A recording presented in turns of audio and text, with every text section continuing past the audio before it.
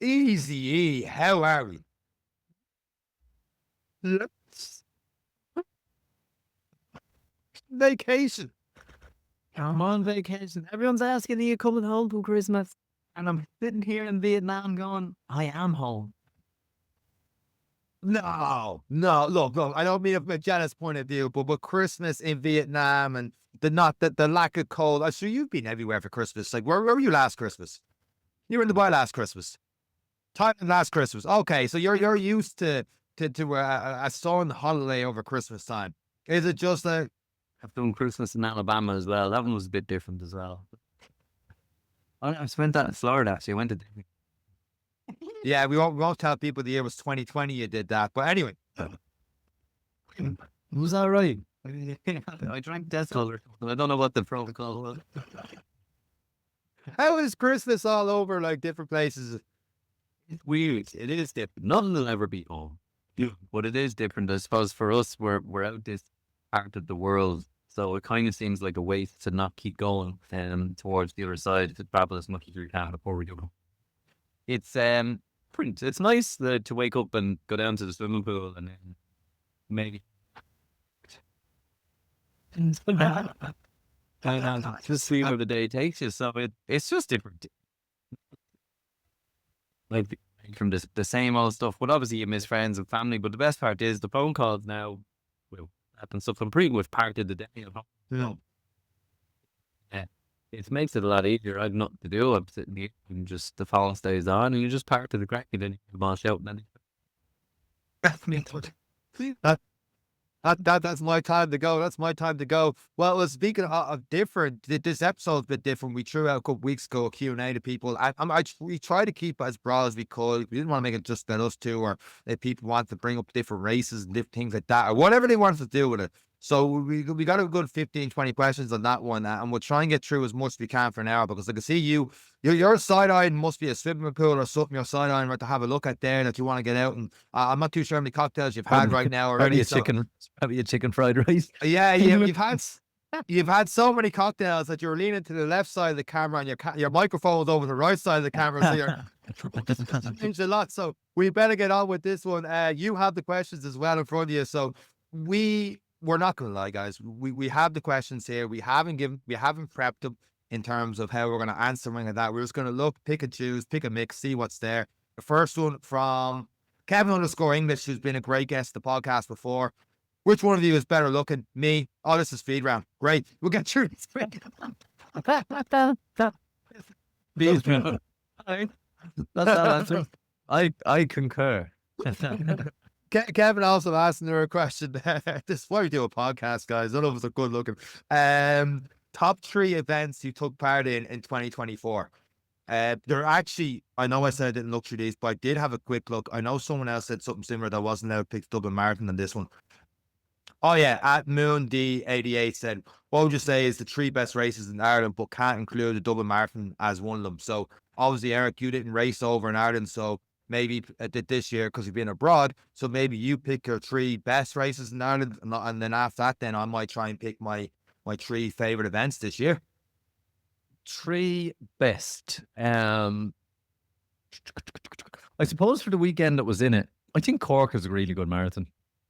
I think in terms of being in a city and having access to all the resources that a city has, but the city being so small. But yeah, I think Cork Marathon is definitely one. If people aren't getting into Dublin, and a lot of people aren't, I think Cork Marathon is a really good one to set your sights on, to get you training from the new year. It gets you fit for the summer, beach bod ready. So I think Cork is very much underestimated. It's a great marathon. It's relatively, for such a hilly county, relatively flat marathon. Obviously, June temperatures can have an impact on that, but that's also part of the day and part of experience. So yeah, no, I think Cork is good. Lost Sheep Triathlon. I know this is a few times. Yeah, I just think in terms of hardship, in terms of scenery, location, like it is just beautiful. Like it is so hard, but when you're struggling, you just look over your shoulder and you're looking at some of the best scenery in the world. Like it's amazing. That was for me as well, my first and longest open water swim. So that it was a little bit special. It was the most climbing I've done in a middle distance. It was, and the run was so hard. I was so humbled. I hated every minute of it. But that will always, there's always some unfinished business with it, but there's just something magic about it. There really, really is. And I slept in a van the night before after filming. I finished an Ironman duty in Athlone, drove down, got there like 1 a.m., slept in the back of the van, up at 5, did the race, drove back to Athlone. So yeah, I'd like to do it in a sense where I could take a weekend down there. But yeah, it is a magical race. In terms of a half marathon, if this is more experience, I suppose to name them, I don't know, Dingle half was lovely. Ozzy did the full that year and loved it, and it was a really challenging hill, and it's a really nice course. But the half marathon was excellent, and again a good bit of climbing and a good bit of things to see as you come around the peninsula. But it's absolutely fabulous. And when you finish at the half marathon point, there's a pub. It's absolutely brilliant. So Brilliant. you finish at the half marathon. Yeah. You have, if you're quick enough, a beer or two or three, some food, and then there's a bus. You drive the rest of the marathon route, so you don't have to run it, but you get to Oh, see it wow. all. And you just get on the bus, and away you go, and you beep the horn and laugh at everyone who's still doing the marathon. And you're 3 pints in, and then before you know it, you're back in Dingle. So, in terms of a half marathon goal, and then getting to see what the marathon's got to see, it's absolutely amazing. And then you're in Dingle. Great food, great fun. So yeah, they are two that or three, I suppose, outside of Dublin that have stood out is probably the best one. I know when we did the Kilkenny, the medieval half, it was just backcountry roads. It was just like Yeah. and I'm not trying to shit on it. It was a great training event, but when I think back of what was memorable, like running around those kind of cliffs and looking at the scenes, and in the Lost Sheep, those climbs were just so hard. But when you got to the top, it was fabulous. And then Cork, I think, for the enjoyment factor, I think running through the Jack Lynch Tunnel, all those kind of things, they were just cool. There were cool elements to it, and I just think overall, then having access to Cork City afterwards is amazing. And in terms of access, coming from Dublin, we got the train. Train was absolutely amazing, and we didn't have to bring the car. We could walk everywhere in the city. You couldn't. Your sciatica was at you. So yeah, no, there's those are three, and I'm sure there's probably people organising halves and fulls around the country that are slating me right now. But they are three that if you're looking to, because let's be honest, you don't just want to run a race. You Yeah. want the experience. Anyone you can go to the Phoenix Park and do a marathon. You want to go and enjoy it. You want to have some sort of experience or level of fun and that bit of atmosphere. And for me, Lost Sheep, Dingle, and Cork, they have given me that extra that I'm looking for, but it might not be necessarily what everyone else is looking for. But I love the crack afterwards. And I love just being in a nice place. And as everyone knows, Ireland on a good day, particularly in around the summertime, there's nowhere better, So it's they'd be three for me. Yeah, I'm 100% with you in that, because when you're talking about that, especially the Kilkenny one, it reminded me of the Irish three-quarter one this year. And like after a kilometre, you're just out in the same roads that look the same, and the same canal looks the same. And look, it's a great training event for Dublin, and it serves its purpose, and it's great for that to get that training in. But it wouldn't be anywhere near my top 3, top 5, or even top 10 events. Maybe I haven't done 10 this year, because it's just I need something different. I like a crowd, especially when you're people there, like myself in Cork and all the rest was cool. Dundee 50K is obviously up there for myself. Great event. Just every time passing through the crowds and crowds of people, feels like a festival. Feels like something different's going on. Something you don't quite see at other races, stuff like that. That was cool. Speaking of festival, the Wexford Running Festival, selfishly for hitting me 100-mile goal that day, but also just the people and stuff around you being intense, the mad bird flamingos. It was just different. Neve dragging me through it. My folks grabbed me through the last hour or so doing that. Just having that challenge, but at the same time, something new, mad experience. Mondello was pretty cool doing with the guys there. because once again, it was different. Definitely in the comfort zone on the bike. So that was new. I enjoyed a lot of local races this year. I enjoyed jumping in. Like, I wouldn't call them huge events or top threes, but like the B races, I suppose, jumping in for a 5K, jumping in for a 5 mile down Lucan or up in Selvers for 5K. Not so much claim because I completely shit the bed in that 5K, even though it was probably the most people I ran with. I really enjoyed that aspect, but just got in my own head in that one. Yeah, I'm trying to think of other races this year, but they're the ones that are pop. The guys at Elevation going through a storm. You want to talk about challenging? Head down to what was it, a yellow weather warning or an orange weather warning, and parts of the country were in orange, and just being like, is this thing going ahead? And people coming down to Elevation because they couldn't get. They're supposed to do a long run up north, and then being cancelled, and everyone driving down to Tipperary and the coffee shop there, and just going through those elements. The guys down there was definitely a highlight. So I know I picked 4 there, but it's our podcast. We make the rules. We go along on this one. Yeah, just one more I'd add in. For people who are looking to get their family involved or do something, and it's one we done together and maybe slipped your mind, was the Ring of Kerry cycle. Yeah. That was a great event. Because as runners and as many coaches say, cross training can be part of it. And if cycling's part of your cross training for any long distance or endurance training, if you're maintaining some sort of cycle fitness, but it doesn't have to be huge. The Ring of Kerry cycle for charity is a great day out and a great night. And you can take it as your leisure. You can stop off as much as you want, and you meet great people along the way, and you can race electric bikes up mountains. It's absolutely so much fun. And at the time, I was cycling fit at the time, and it was, I really enjoyed that day, I have to say. And again, for the same purpose, you have scenery, you have crowds, you have atmosphere, you have people everywhere along the way. And it's one that has declined over the last, it hasn't sold out so much since COVID. And I don't think that's justified. I think it's absolutely a magical event. And I think it's a fantastic opportunity for people who are maybe setting a fitness goal for themselves, or who running wouldn't necessarily be their thing, but they're looking to do something with you, or you want to get all members of the family involved in a day event that's challenging enough that's going to make you think about sitting down the next day, but not so bad that it's not attainable. And it's really, really enjoyable event that if we're looking outside of marathons, I just think it's definitely one you can do that gives you that other goal other than running all the time, and something to look forward to as well. I remember being nervous about it being 170K and knowing that I've never been in Kerry before, knowing actually I was there once, sorry, that's a lie. But knowing the big hills and stuff going, I remember being nervous about that and whether I'd be able to do it or not. But it's the pure definition of, it's not the distance that kills, it's the speed, it's the pace.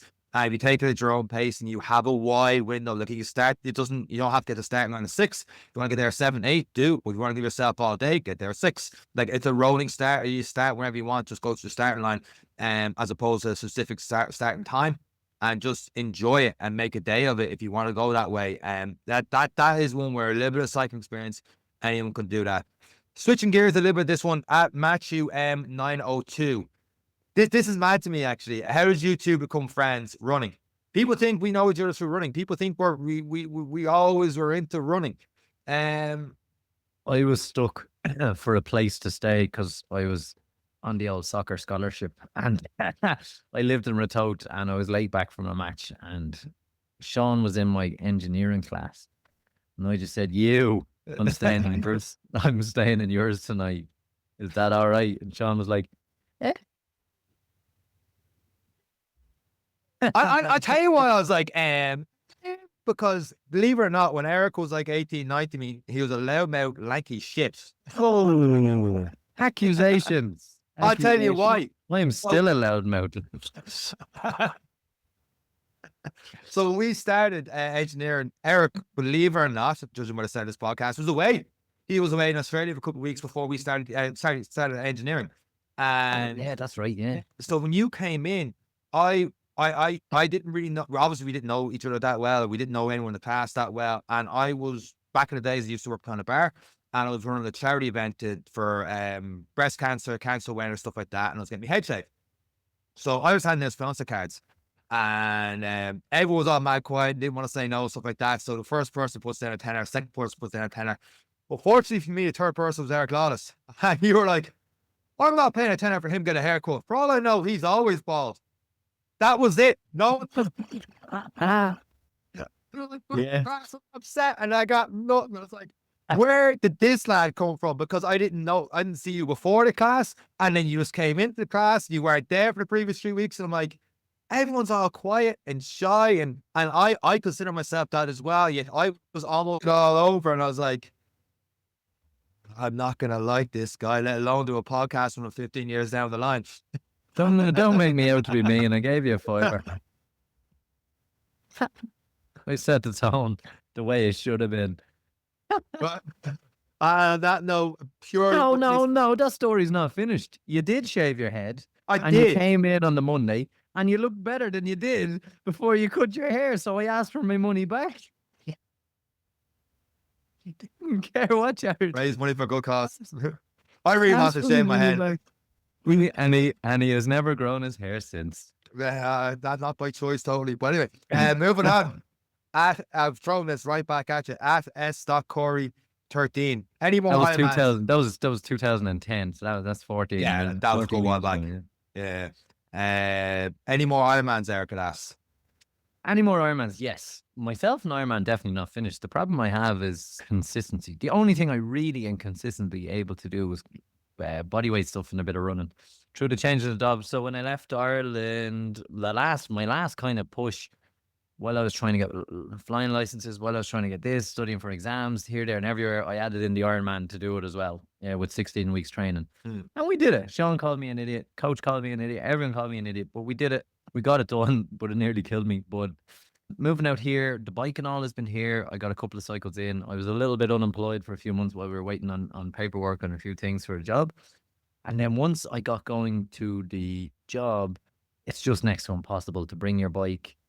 Where I was living, there's no cycling, there's no this. You can't bring a turbo trainer as well as a bike, as well as all your gear to work for 6 weeks. And so it just became a little bit of a nightmare to try and organize around everything else. So for me, it's going to need a little bit more consistency, and I'm changing again. So the new year has Eric somewhere else.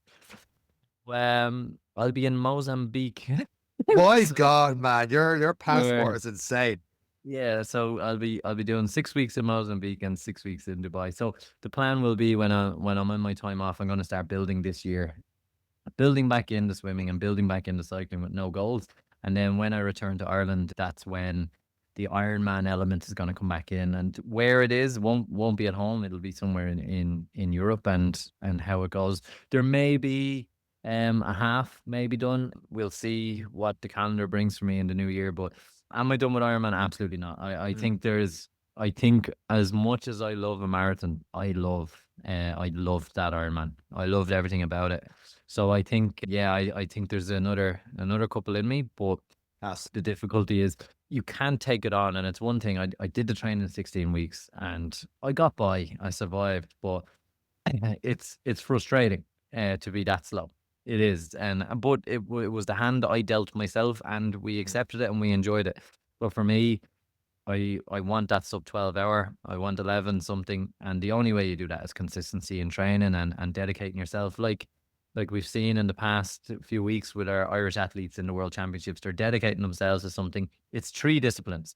So, but I think once back at home in a routine, back involved in triathlon clubs, people pushing and dragging along, that's probably when I'll start taking on. But for now, it'll be the marathons for the next little while, and a little bit of cycling and running just to remember how to do them. And then, we're probably another year away from an Ironman, but when it happens, it's going to be great. You're building it right this time. You're getting that good base and giving yourself the best chance you can, which is class to see. It can be a bit like, oh, I want to do this now, but by pulling back and building up right, it's going to make for such a better payoff at the end of it. I'm looking forward to see how you get on with that one. Throwing it back to myself then, something we both know well, at Rob_Dwyer. When's Sean going to come run with me so we can break this 5K 20 minutes? Rob, hopefully. Unless you've got an electric scooter, Rob, it's not going to happen. A leash to a dog, I need to be dragged around the course. I am building towards that now again. I'm doing a lot more tempo runs. my approach to this now is that I just need to be, without killing myself in training, in the hurt locker a little bit more at the higher pace. So I'm seeing how that approach takes me. I've been slack on my mileage. I need to build that up over the next week or two, and I'm going for it on the race January 1st in the new year in the Phoenix Park, which at the time after Klein seemed like a good idea to sign up for. And then I had High Rocks in the middle of it all, and going away to Christmas markets didn't help too much.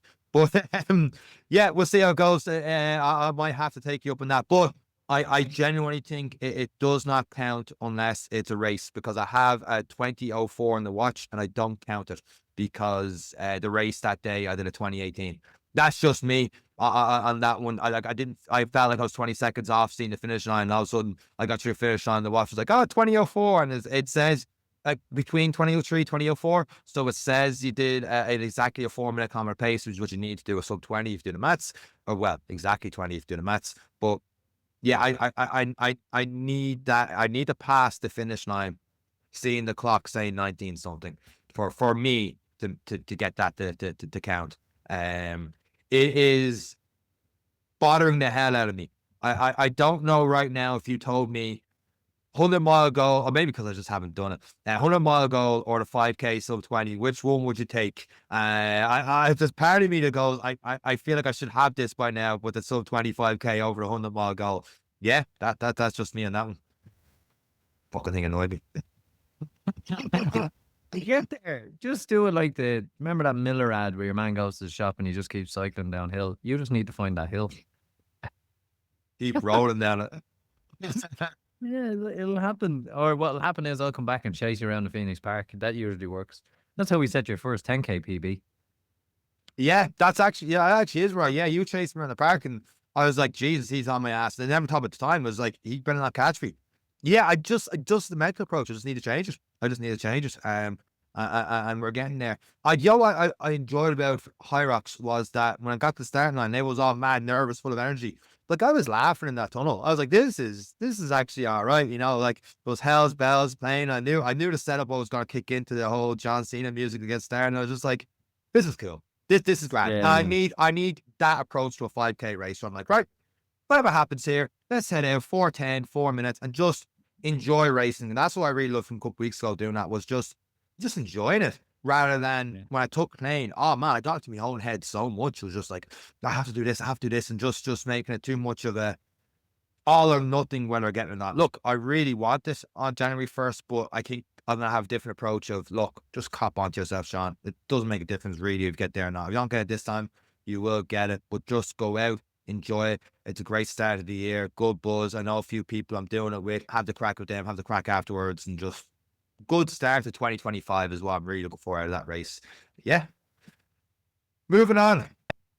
Doodle-doo. More of a training one, I suppose. What's your favorite run of the week and the one you dread the most?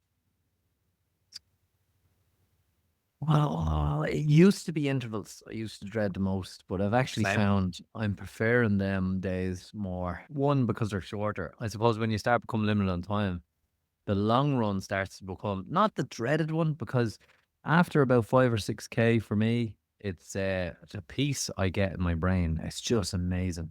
It's the only way I can describe it. It's like the noise just stops, and then you do your 10 miles, you do your 20K, and then you're just hungry and you just want to chill out. You're not angry. You're not anything. It's just zen afterwards. It's the best way to describe it. The first 5, 6K, it's like there's a heavy metal concert going on in the head. After that, no. So if we were to go back a couple of years, I would have said intervals. Jesus, no.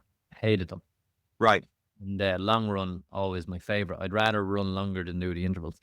But now, I suppose, maybe it's because of the podcast, I see the benefits of the interval.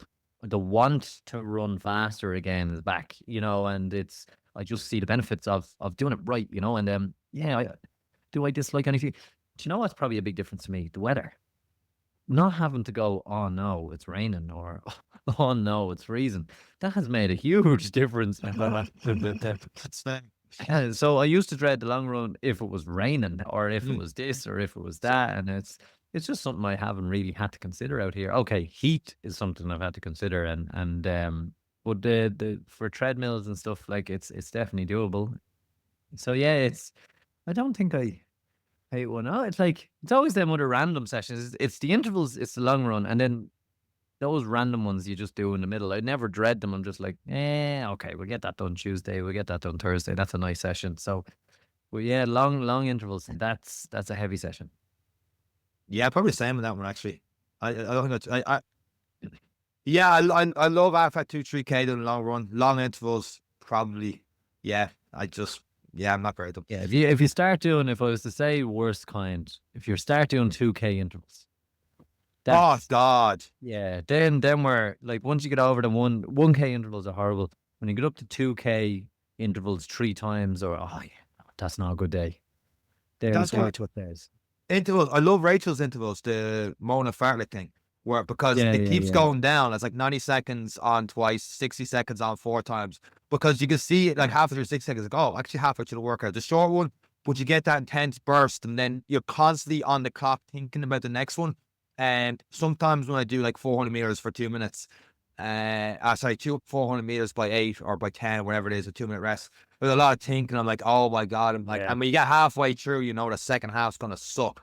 But with that other ones, it's like, oh, you're straight. You haven't got time to really think. You're like, oh, straight back at it. And next thing you know, you're done. They're a really good session. Like the 2 by 90 seconds, 4 by a minute, 4 by 30, 4 by 15. And it's like your confidence, I find it's really confidence building. Yeah.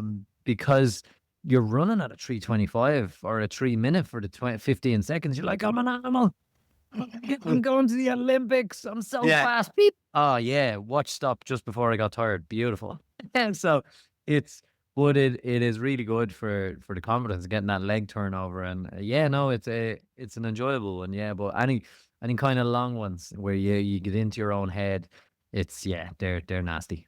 Absolutely. I kind of answered half this myself already. At Urban Sport David McAllister was on the podcast earlier this year. If Santa could bring you one of these, what would you choose? For Sean, PB at High Rocks or sub 20-minute 5K? Yeah, sub 20-minute 5K, absolutely. For Eric, PB at Barcelona, or Sean does sub 25K, so you don't have to listen to him. Happy Christmas, looking forward to listening every week. That's an interesting one. Would I like you to achieve your goal? No. At the expense of you doing a PB in Barcelona? No, I think I give you a lot of abuse, but people don't give me credit for how much I secretly like you. I think I'd rather see you do I'd rather do a 4-hour 4:15 in Barcelona and you do a 19-minute 5K. Yeah, thank you. Straight on. Yeah, I feel bad for how I handled the first half. This Christmas episode. Now, thank you very much for that. Don't feel bad. I abuse you every episode 10 times. It's all right. You got one win. No, I think I would. Yeah, no, I think there's more victory in you getting a sub 20 than me getting a PB in a marathon, I think. Moving on. At Derek at Derek. See, people were hoping I was going to be Grinch at Christmas. I think so. Yeah, I think they were. Yeah. They're expecting that. Like, good feeling there. Take us down a notch or two. And speaking of presents, yours is in the post. Yeah. I thought that was my present. You being nice to me in this episode for a couple of minutes. That's about it. The next one's got to arrive. It's just going to be a picture of a middle finger when you open it. Oh, at Derek A. Hennessy. When you think about 2024, what is the 3 bits of advice that stand out from the episodes you have done? That is one I need a lot of thinking. That's really tough.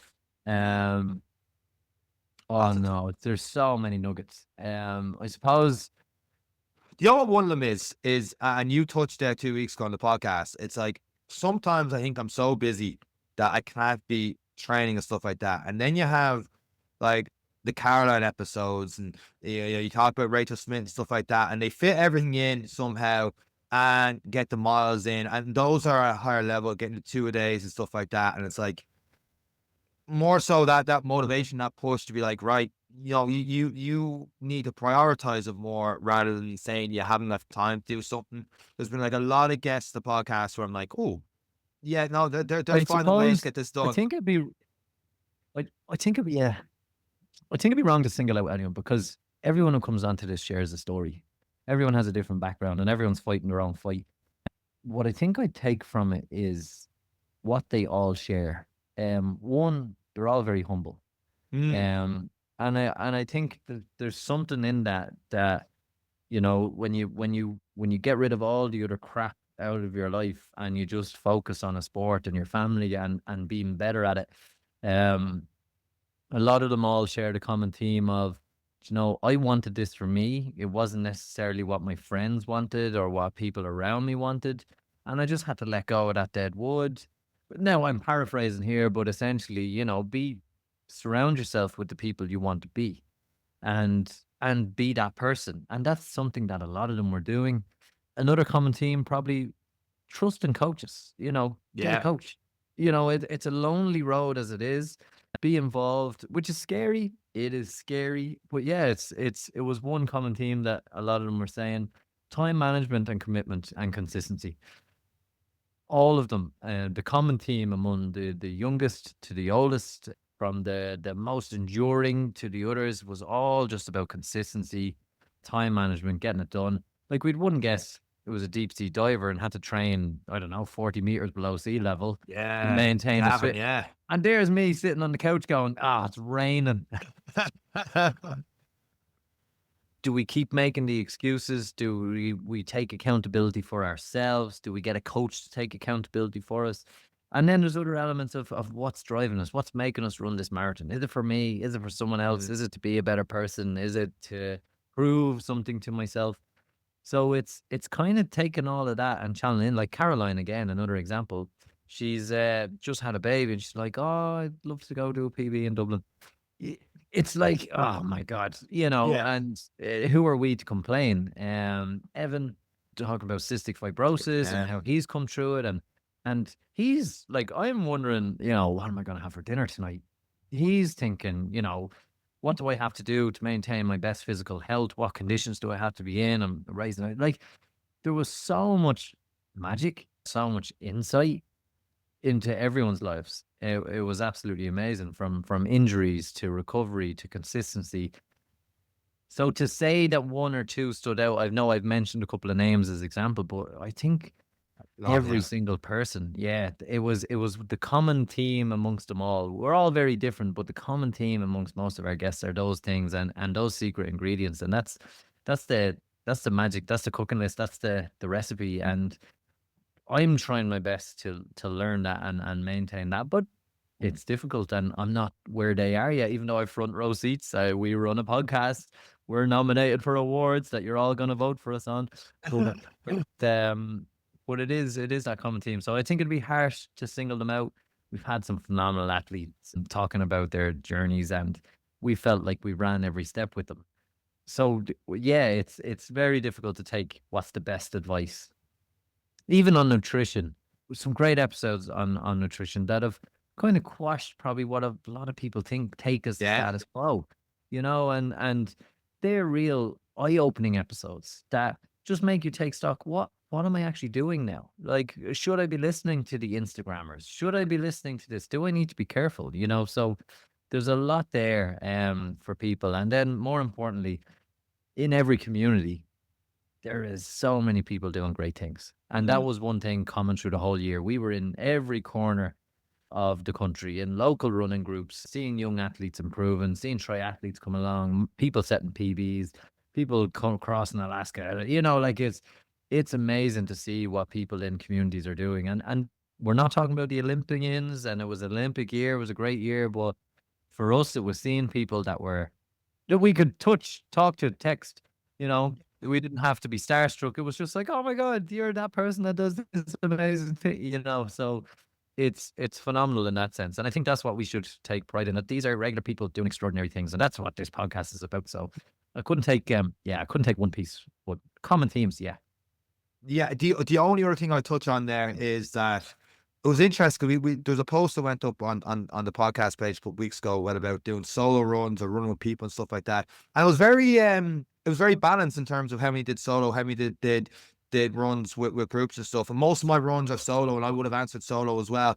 But there is something to be said about maybe, if not definitely running with others, but having, I know it's a cliche thing, your running tribe, I suppose, where if you do the long run with other people we've seen happen at the Phoenix Park, or if you're meeting up with people on race days, and that's something I try to do more this year, is that when I'm doing a race, trying to get other people to run with, either before or after, whatever it is, and try and get more people involved. Like my ultra runs, as great as it was doing them, having Neve help me out with the field and all the rest, doing that by myself, it would have been an absolute slog and nowhere near as fun. But then, like, even the 5Ks and stuff like that, running with people, hey, how'd you get on? And meeting up before and after the big group photos and all that kind of stuff. Having that, those running groups, and being like, having shared goals with other people was something that at the start of this year I wanted to do a lot more. I felt like I didn't do enough events in 2023. I was injured for a little bit during the summer, but still, even opposite sides of that, we've had people that are like, I'm doing this event, this event. And now have your A races, the B races, I still think is an important thing, where you're leading towards a race that you really want to do well in. And maybe, like, for example, the obvious one is a Dublin series, where you might do, a few of you are doing a 10 mile together, the half bar, the Phoenix Park. But the main goal is to really give it all for Dublin Marathon. I like that approach, but have your other races in there. Don't be just like, Dublin Marathon, I'm gonna do nothing for 4 or 5 months and just, well, maybe for some people they can, but just go into your own solace and stuff, build towards it. Maybe some people take something out of that. But I like the whole get away from the low wolf thing and just enjoying running with people, and whatever happens today happens today. It's that journey to it. Just one part I found from running on my own for so long, because I don't really, okay, I had a couple of running groups out here for a little Mm. bit, but for the most part, I've always been running on my own. Maybe it's an Irish thing. I don't know. People can maybe comment and tell us what it is. But Sean has been doing really well. I'm only getting back into running. And Sean says, come on, running with me. And I'm like, oh no, you run really fast. And oh my God, my heart rate will be in the 190, blah, blah, blah, blah. And all of a sudden, I hate running. Yeah. Oh, I hate Sean. I hate running. I'm not running with you. And I don't know what that is. And I think what's changed a lot in my psyche is no problem. I'll go running with you. I'll guarantee you 3K. And after that, I'll see you at home. Yeah. And that is a good way for people. And it's one that's helped me to get over that nervousness of running with people. And what you will find is after that 3K, 4K, you'll probably do 5 or 6 quicker than you thought, or more than you thought, or it's getting into that iron sharpening iron. For example, we spoke about intervals. If you do intervals on your own, very easy after 5 to go, nah, Mm. done, cooked. But there's two of you there and one goes again, you're like, fucker. So you're gonna want to go again. You're gonna want to. It's kind of like with you with the backyard ultras. Don't die in the chair. At least get to the start line. And if it's not at your 4 minute pace and it ends up as 400 meters at a 5 minute pace, at least you did 400 meters. So I do think it's one hard element from being a solitary runner to getting involved with a group, especially when you know people in that group far surpass your ability. It is daunting, Yes, but you have absolutely. to remember that if you can just hold on to someone's coattails for 500 more meters, the next week it'll be a kilometer, the next week it'll be 1.5, and before you know it, you've upgraded, you brought yourself to a new level. So, and for those who are good runners, what I have found I've had to do when I was in peaker fitness is that, listen, I am going to be running at a 7 minute kilometer, and they're like, oh, well, I can run at a 6 minute, and then all of a sudden they're comfortable. Yeah. And then during that session, when everyone settles down, you can say, do you fancy doing a few pickups, or so that's one element that's really hard to go from solo to running with people, especially when you base it off ability. Could be a very Irish thing. I don't know. Speaking of solo runs, let's say you are doing a solo run. Next question. At Jack Band 1984, what's the best way to prepare for morning runs, long or short? We're assuming it's not in a group, because one of the best ways is just when you're in that group, you're at that time, it's in the morning. You just got to make your way to that start line, I suppose, and then just whatever that is, and just go from there, which I think is great because it gives you that extra bit of accountability. Whereas there's been long runs where I'm have to, if I'm like, I've got somewhere between 9 and 12 to get an hour and a half run in, I'll probably start at half 10. Yeah, and you'll be racing back to be back at 12. So, yeah, I think for us anyway, there's the carrot and the stick, and myself and you, we just always go for the stick. It's just there's just we don't even like carrots. Like it's just not there. But I think that is if you lack that element, and it happens to everyone, that element of that discipline to just get it done at the time you said you were going to do it. And it happens to me a lot. It happens to Sean a lot. I'm sure it happens to a lot of the listeners a lot. But it never gets better. That's one thing. I'll just wait 30 minutes, and then you're under more pressure. And then you wait another 30 and now all of a sudden, oh, I haven't got enough time. I won't do it today. That's all it leads into, is just delayed or missed session. Yeah. So yeah, in terms of preparing, don't do what I do on Christmas morning, have 6 Baileys. Um, I wouldn't recommend that. Get your run in before the Baileys. And yeah, no, it's in terms of preparation as well. It's like anything. Having your stuff done the night before, the bag packed, the shoes done. Like there's a book called Atomic Habits, and I don't know, many people have probably read it. It has grown in its popularity since me and you read it about 5 years ago, maybe, Sean. Yeah, but I had the Audacity version. Not the Audacity. That's Yeah, the listening one, the listening one. the picture Audible book, version. The picture the book. picture Yeah. book. Yeah, I yeah. pop ups each day what's doing as well. Yeah. So for those of us who can read, there's a good book called Atomic Habits. Well, yeah, but in that book it talks about like the little things. So particularly now at Christmas, now I'm in Vietnam, so it's very different for me. I'm literally eating chicken and rice 4 times a day, so it's fantastic. But when you're surrounded with the chocolates, when you're surrounded with this, when you're surrounded with that, that carries into January, and then before you know it, we're looking at Easter eggs. You know, you're constantly surrounded by temptation, and like little things of preparing your gear the night before, Mm. preparing snacks, and what that means is like, so if you know you like chicken pieces, and but you also have chocolate in your fridge, if you prepare chicken pieces that'll last 3-4 days in the fridge, so when you open the fridge, the closest thing to your hand is probably a bad example, chicken pieces or fruit or whatever. You've built an atomic habit that the ease, because your body just wants ease, you're building that in. And I suppose preparation, no matter what you do, for a run, for a diet, for a training plan, for going on holidays, everything is preparation. And the later you leave that, the more likelihood you have of something going wrong. And when you have your shoes and your gear and everything laid out, you remove resistance to getting things done. And that's basically what habits are. It's, can you remove the resistance? Is it the sweets? Remove them. I have to. It's like cocaine to a drug addict. Sweets. Can't have them in the house. I'm not one that'll take a square of a dairy milk. I will eat the whole thing. Before you even blink twice, it'll be gone. And that's so I know I have to remove that element. I don't have that control. So yeah, it's preparation the night before, knowing your route. Like knowing your route for a run can be very off-putting. If you arrive in a place and you're like, oh, I need to do a 5K, but I don't really know where I am. That can be so off-putting. So like, even what route am I going to do?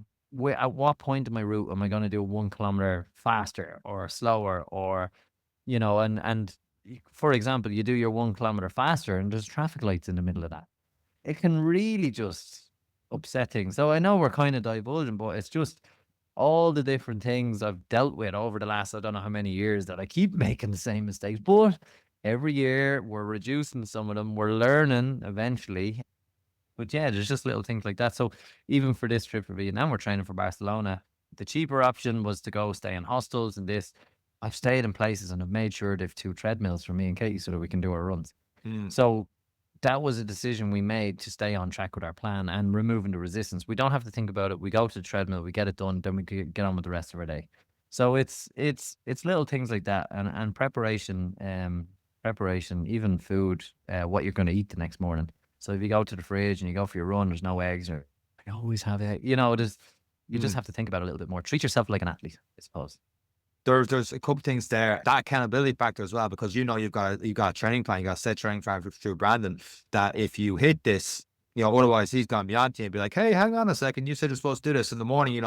If I'm running myself, I haven't got a plan. I'm like, if I don't run, it's on me.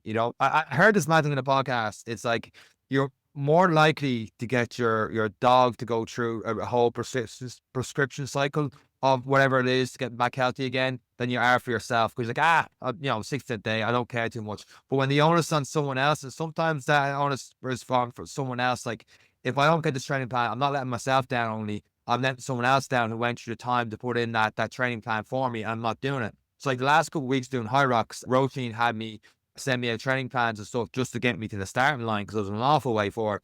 And I knew if I didn't do it, she's after putting in the work to give me these training plans, get me through a training week. And all of a sudden, I'd be like, I don't care that she went through that effort. I'm not doing it. It's like, I'm not like, so I'm sitting there in the gym going, I've got this hour and I better do something here because they've put in the effort to get me to this point to get a training plan in. It's the same with runs and stuff. And the other thing that helped me was I don't do it anymore. I don't know why. Where I struggled, I used to have the massage gun out. You can argue whether it's good, not good for you, all the rest. But I knew when I started using that massage gun, it was the building that habit, adding something in that went massage gun, the gear on that was already ready for me to the runners. The next thing I know, I have the headphones on and I'm out the door on the run. I know what I'm doing. So it was just building that little step by step rather than just sitting at the table going, oh, what am I supposed to do now? Where are the runners? What room are they in? Oh, yeah. I should do this a second. What's on Instagram? And they're just getting knocked out of the zone. Do you know what I mean?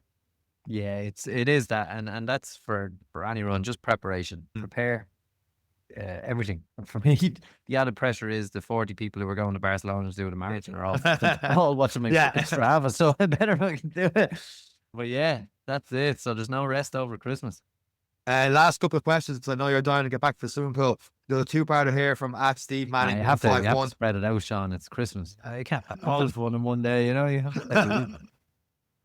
That treadmill, there's got to be fun for you later with the babies, huh? How are we optimizing for strength training and accommodating 5 runs and a rest day? 2 a day, 7 sessions over 7 days. Can't get a straight answer. I know this guy's a powerlifter. Short answer is I always find I get weaker when I do marathon training. Like I hopped on a bench recently and I struggle to do 80 for 5, and there's videos of me online doing 100 for 5. I do think there's a balancing act to it where something goes, but what has helped, and I find when they're 10Ks or half, what has helped, and this is going to be a little bit controversial on the podcast, is reverse order training.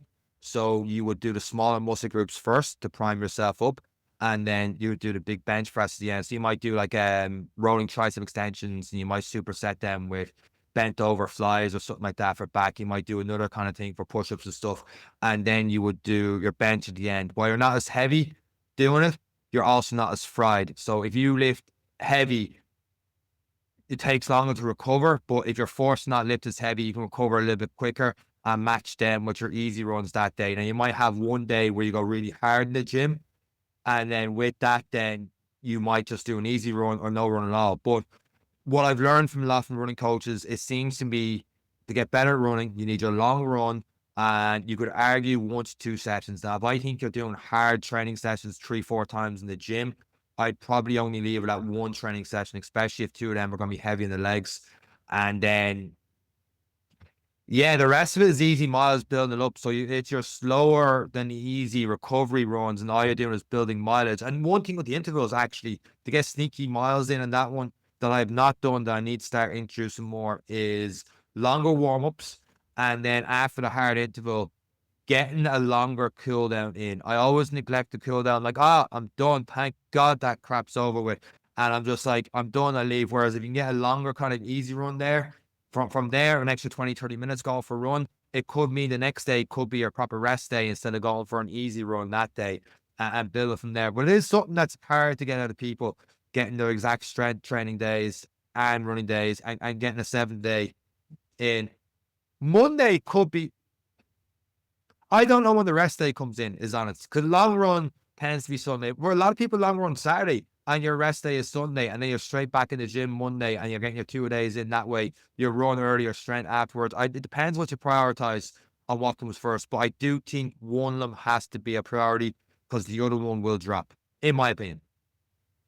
Yeah, it's I'm not qualified. We're gonna start with that. What I think is, I think you've hit the nail on the head. You have to decide what you're training for. If you're just training to be a power lifter, marathons are not really your thing. I don't think you can be exceptional at either to your own PB standard if you're trying to do both. And I think you kind of proved that by trying to do high rocks with marathon, with long distance, with everything. And you ended up burning the candle at both ends and got a little bit hurt. in terms of how do you fit it all in, there's triathletes listening to this going, and well, what do you mean 2 days? That's a regular, you know. So most days you'll swim and run in the same day. It's you separate your workouts, and obviously and then the other thing is it's called strength and conditioning. I think more so with marathons, it's conditioning as opposed to strength, because you're never going to be the energy source, the muscle build, the whole lot. You are never going to be at your strongest when you are going into calorie deficits or you're Mm. depleting lean muscle when you're running 42 kilometers or you're running 30 kilometers. Like once sugar is gone, the next thing that's going is muscle before fat. You know, that's you're you're not going to be the strongest you've ever been while trying to do a marathon. So in terms of schedule, you need to kind of look at if you're going on a lifting day, maybe add that with your recovery run. Do your lifting in the morning early. Give yourself 12 hours, then go for your recovery run. So give the body ample time to try and get the benefits between both. But again, I'm not qualified, but from just watching people and being one of those idiots and trying and testing the body, I get really lean when I run. When I don't, when I run shorter, I lift strong and I lift heavy. So it's and then food, like nutrition is probably one of the most important parts of that as well as sleep, you know. So, you know, you're training twice a day, sleep is most important. So you have to stop going on Instagram. You have to stop going out drinking. You have to stop. You can't you can't be performing like a professional. You look at a professional footballer, for example, they'll train 4 or 5 hours a day. They'll do a gym session, strength and conditioning session, they'll do some ball work, they'll watch some video work, then they'll go out again, they'll do set pieces. So they're constantly doing something in the one day, and then they'll play a match every 3 days, which it is for you know. So, but that's their career. But they're going home and they're sleeping, they're resting, they're you know, they're Mm. doing nothing else. So it's I think the question you need to ask yourself is what do you want? Yeah. Do you want to be a power lifter? Do you want to be a runner? Do you want to be a triathlete? You can still be a runner. You know, you can but you won't be the best runner because you're trying to balance three sports and dedicate that time. So yeah, it's a hard one. And then strength and conditioning is important because you have to condition your body. You have to strengthen core, you know, other elements that give you the extra percentages to perform at a better level in key muscle areas and to try and remain injury free. But if you look at most programs for strength and conditioning, it's not get on there and bench 100 kilos. It's not let's see if you can do a power clean. It's can you do a single leg squat without falling over? Mm. You know, like That's what's tempting. Yeah. we're talking about two completely different animals. And at some point, you have to decide which one do you want to be an animal at? Do you want to be the best powerlifter? And if you want to do the best of both worlds, you have to just appreciate you're going to be average at both. And then we're all average, but in your book, on your standards, like for example, Sean, you said 100 kilo down to 80. That's for you average, and you have to accept that if you're looking to do a good marathon time.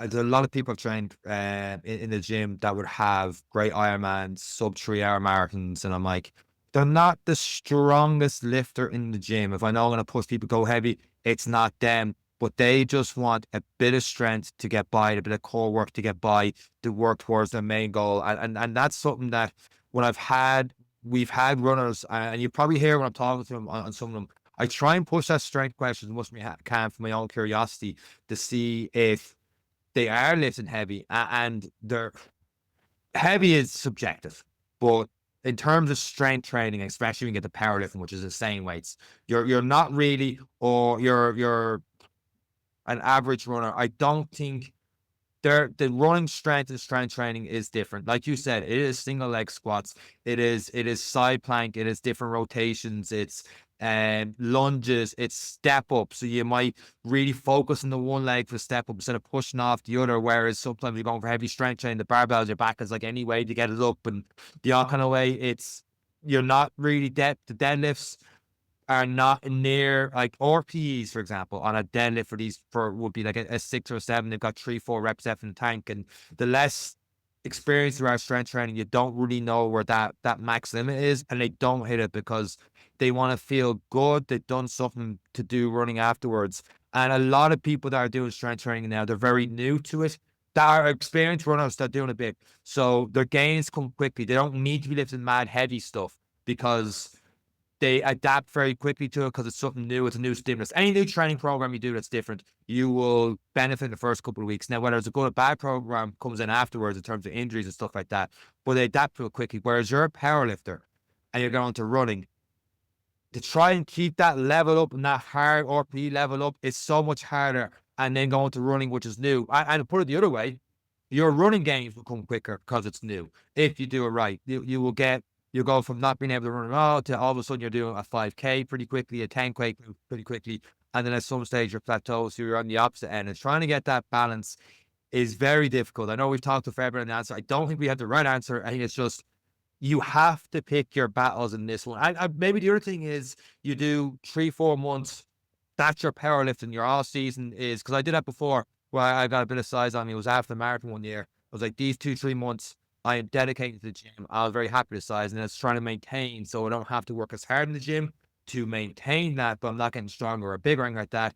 It's just to maintain a few less sets, RPE 6 out of 10, and then get a bit of a stimulus instead of like 4 sets at 100 kilo. It's 1 set or 2 sets and get a little bit of stimulus, feeling good, so I can put more effort into the runs and stuff later. Because, like you said, nutrition. If I'm going really hard in the gym, I'm going really hard in my runs. You only need like 3,000-4,000 calories and stuff. And that's something I've learned a lot this year. Is I need to eat more. Yeah, it's definitely one, and it's hard when you've come from maybe a background of diets, 6 weeks of don't do anything, and it's like when people actually start eating the right amount, they find it so hard to eat all the food, and that's Yeah. one of the things when you start looking at the values. I know I gave you a fright on one of your 4x4x48s, and Yes.